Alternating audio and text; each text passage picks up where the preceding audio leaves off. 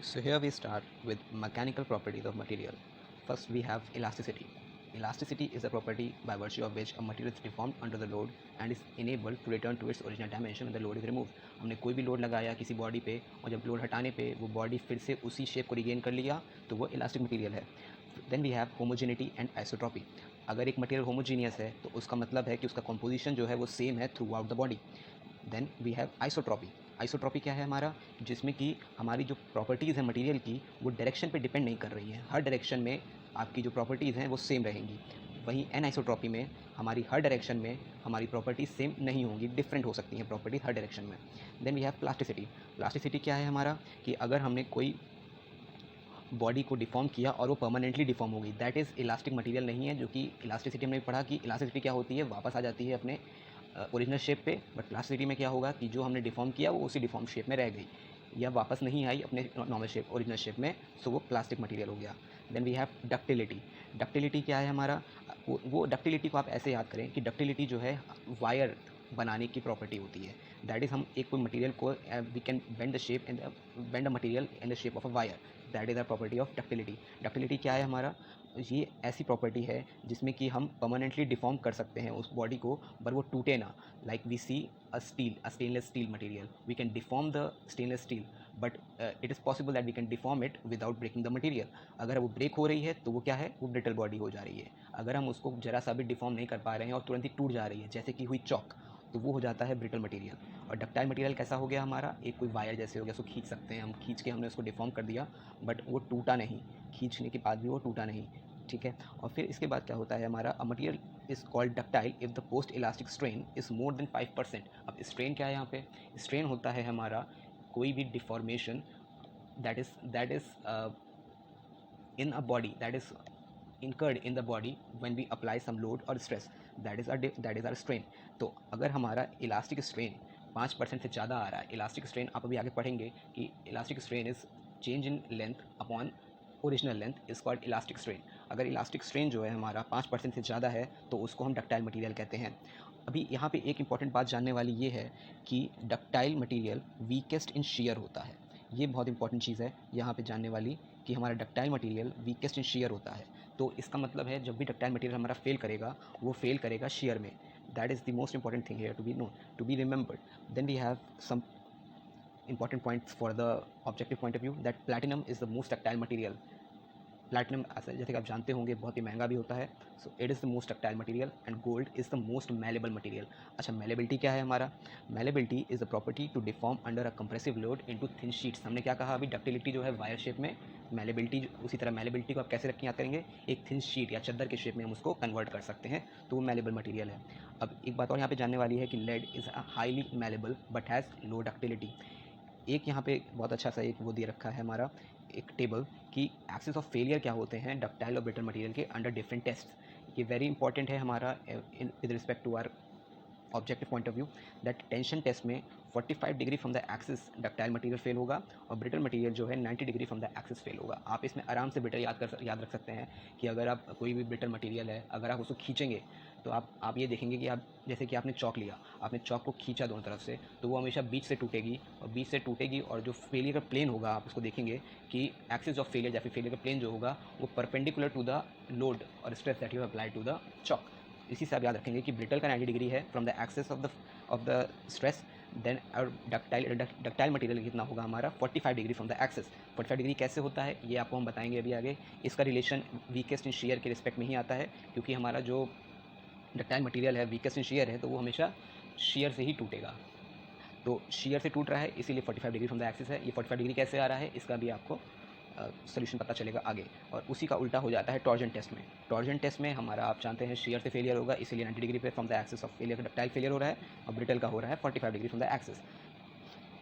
Then we have brittleness. हमने brittleness के बारे में भी बता दिया आपको, जब भी लेस देन 5% है अपना elastic strain so it will be a brittle material. Then we have toughness. Toughness is always related with energy.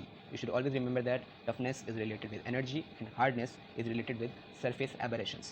That is toughness का हमने पता किया अभी एनर्जी से रिलेटेड है हमारा. दैट इज़ कि जो भी एनर्जी एब्जॉर्ब कर पा रहा है हमारा material without fracturing without fracturing. यहाँ देखिए आप फ्रैक्चर की बात हो रही है, we are talking about deformity, we are talking about fracture, that is बिल्कुल फ्रैक्चर होने तक, बिल्कुल एंड तक जो भी हमारी एनर्जी एब्जॉर्ब हो रही है हमारी किसी भी मटेरियल में, दैट प्रॉपर्टी इज़ टफनेस।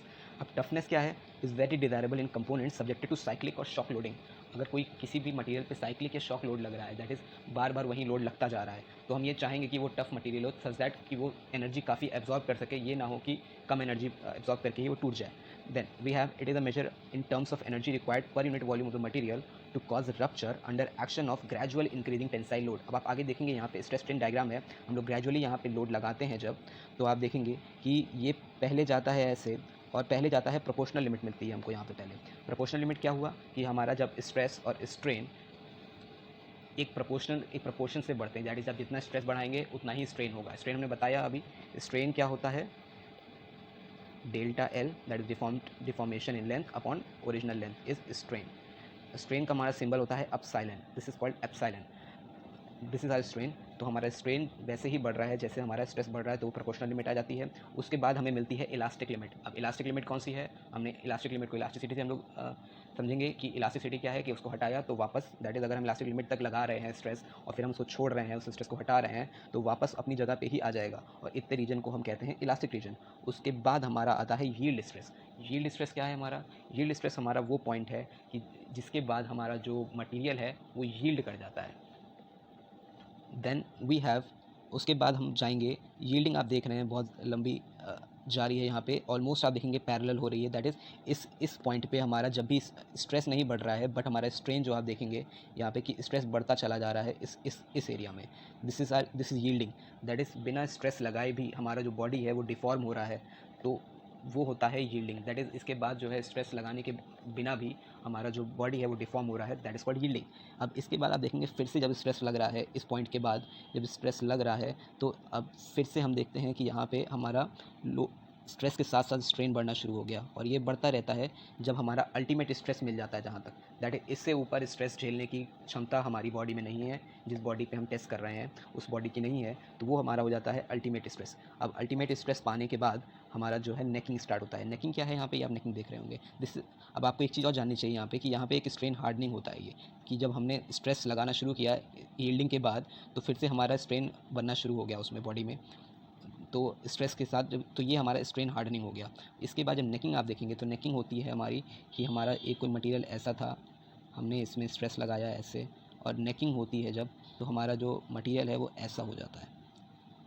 ये आप देख रहे हैं, ये नेकिंग है, ये नेकिंग पॉइंट है हमारा, नेकिंग हो गई यहाँ पे। अब यहाँ पे कुछ एक चीज़ें बहुत इंपॉर्टेंट हैं आपको जानने के लिए कि modulus of toughness. Modulus of toughness क्या है हमारा, इसका पूरा एरिया जो इसके अंडर आ रहा है हमारा, ये वाला पूरा एरिया जो है हमारा, ये हमारा मॉडुलस ऑफ टफनेस होता है।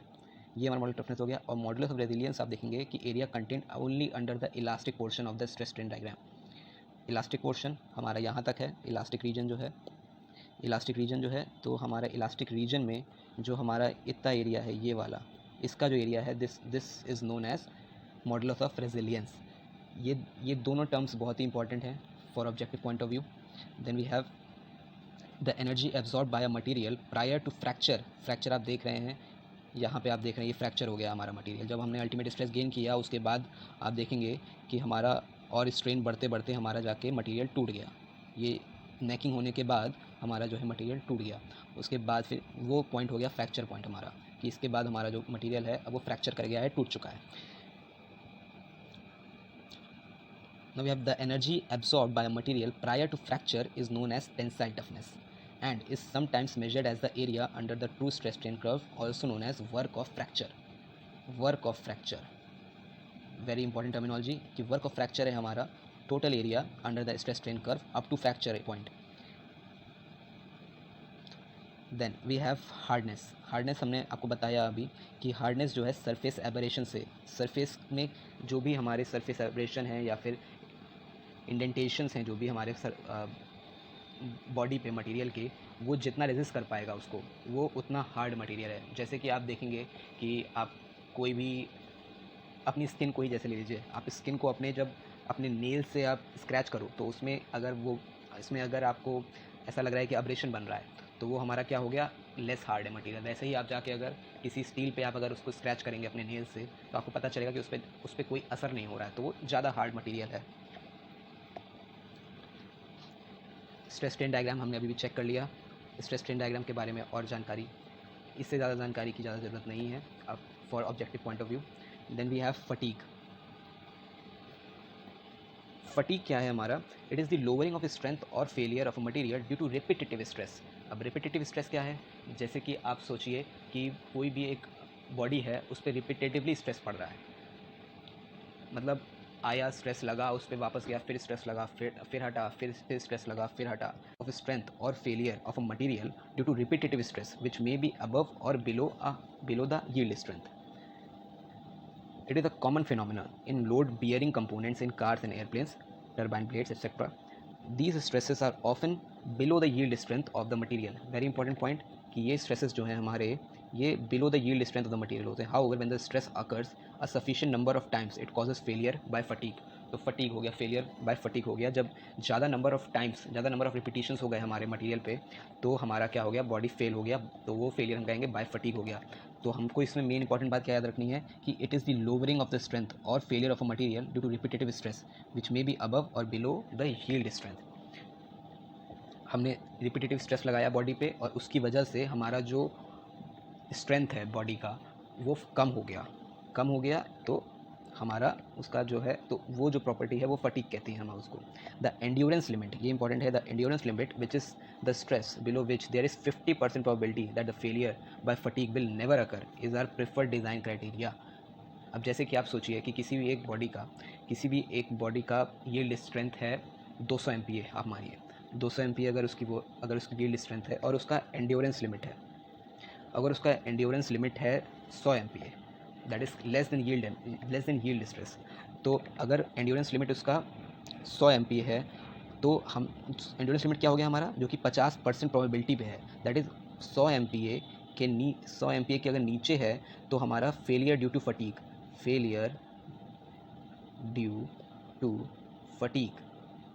50% की प्रोबेबिलिटी है.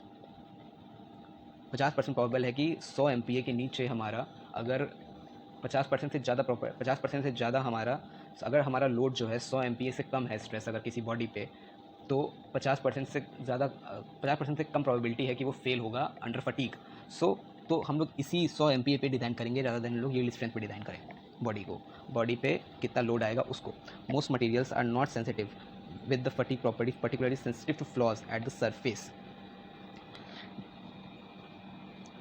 Design or manufacturing defects concentrate stresses and reduces the endurance limit, fatigue strength or fatigue life. Sometimes highly polished surfaces are prepared in order to minimize the likelihood of a fatigue failure. Shot peening is a process that is used very effectively to enhance fatigue life of material. आप shot peening को इसमें याद रखेंगे. We have small metal spheres are shot at the component. This leads to a residual compressive stress at the surface similar to tempering of inorganic classes. This is shot peening and this is the process for enhancing the fatigue life of a material. Then we have creep. Creep क्या है हमारा? Creep जो है time dependent property है और time dependent है permanent deformation under a constant load or constant stress at a higher temperature is known as creep.